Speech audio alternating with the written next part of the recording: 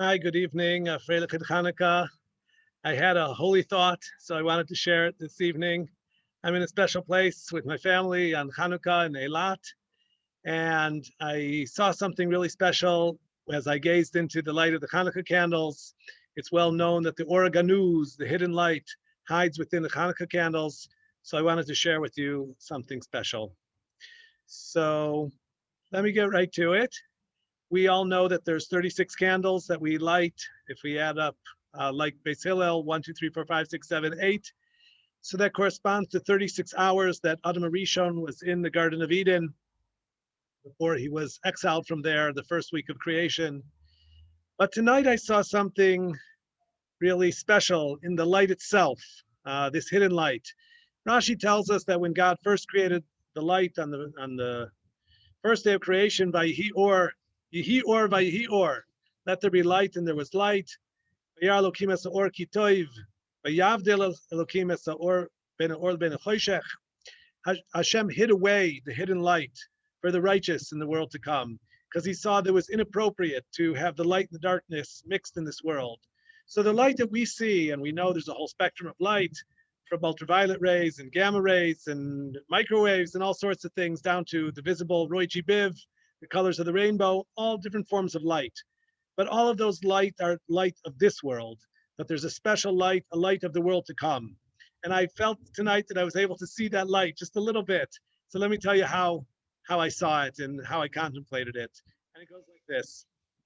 Megaleh Amukos explains that when Adam and Chava were in the Garden of Eden and she was tempted by the snake looking at the tree. So, Vatera Ha'isha, it says she saw. And that word Vatera is spelled Vav Taf Resh Aleph, which is oisiois or tough, or light. Tough is equivalent to 400. And that number 400 is, you may recall, the number that Esav appeared with, 400 men. It says that the tractate of Avodah Zarah, Avraham Avinu, had 400 chapters, and 400 is Ayin Ra, the evil eye in gematria. So 400 is symbolic of a very this worldly approach to things, quite negative, even pagan. Whereas the light is divine. So in Vatera Ha'isha, when Chava looked at the tree, the forbidden tree, the Eitz Hadas Tov V'Ra, the tree of knowledge, she saw, on the one hand, divine light and something revealing and tempting, and yet she saw it in a rather selfish, sort of ugly way. So that goes back to already the Wednesday of creation, when Hashem created the Ma'oros HaGedolim, the great luminaries. And that word Ma'oros is also comprised of two parts, according to the Megaleh Amukos, or Mavis, or representative, the light of life, and Mavis, darkness and death. So this combination and seeing the light, and the right light, seeing things in the right light, I wanted to break down the word or even further and make sort of a tzimtzum of it. So if we think about the word or, Aleph, Vav, Resh. So I was picturing in my mind, the Megaleh Amukos says that there are 5 different formats of the Ois Aleph. And Aleph can be made Yud above with a Vav on the slant and a Yud below.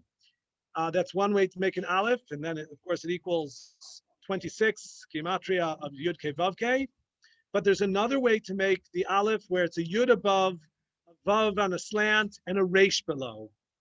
So I was thinking about this word or, and the Aleph really contains within it the Vav on a slant, and the Resh, the last letter of the word or, upside down below. So that if we sort of cancel out the Resh and the Vav, we're left only with the Yud. So really, when we're contemplating the divine light of the Chanukah candles and the miracles that we can see within that light, it's not, the Vav is like the Petilah, like the wick, and the Resh is like the source of the fuel that we're burning, but just the flame. The flame is like a flickering Yud. And that Yud is really, we know Rashi says that God created the worlds with B'Shem Yud K, and he created Olam Haba with Yud, and this world with Hey. So the letter Yud represents the light and the existence of the world to come. And yet we're able to see that in the light of the Chanukah licht, within the Aleph, the invisible and the silent Aleph. We can condense the word or by erasing the resh, burning it up, and the vav, the wick will be, go out and extinguished. And what will be left with is just a spark, a flame, a yud. And that yud is the light of the world to come. It's the Ora Ganuz. And yet we're able to experience it in the light of Hanukkah. So I want to bless you that you should see Nisim, Yeshuot, Benechamot, wonderful things for yourselves and your family throughout the year.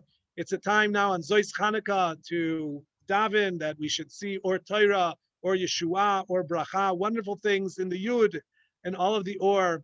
I bless you and yours. Chanukah Sameach.